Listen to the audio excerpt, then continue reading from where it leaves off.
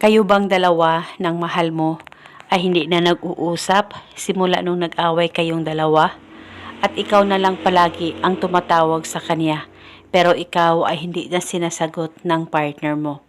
Halos mababaliw ka na sa kakatawag sa kanya, pero ikaw ay deadman na niya at baliwala na niya.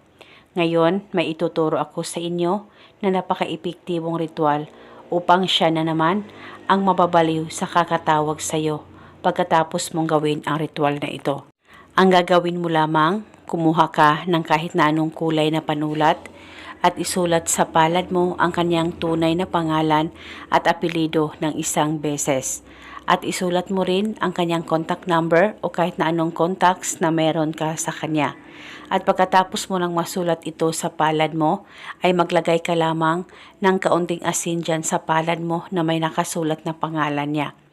At pagkatapos ay ilapit ang palad mo sa baba mo, pakaisipin mo siya, mag-focus at mag-concentrate ka at ibulong mo ang mga salitang ito. Pangalan at apelido, sa kapangyarihan nitong asin, ikaw ay magmamakaawa na tatawag sa akin. Ibulong mo lamang ito ng 3 beses. At pagkatapos ay pwede mong itapo ng asin at huwag niyo pong burahin ang nakasulat dyan sa palad mo, hayaan mo lamang ito. At kinabukasan, ulitin ang paggawa nitong ritual sa kahit na anong oras na gusto mo. At pwedeng isulat sa left o sa right na palad kung saan kayo komportable na isulat ito. At itong ritual ay gawin hanggang kailan mo gusto.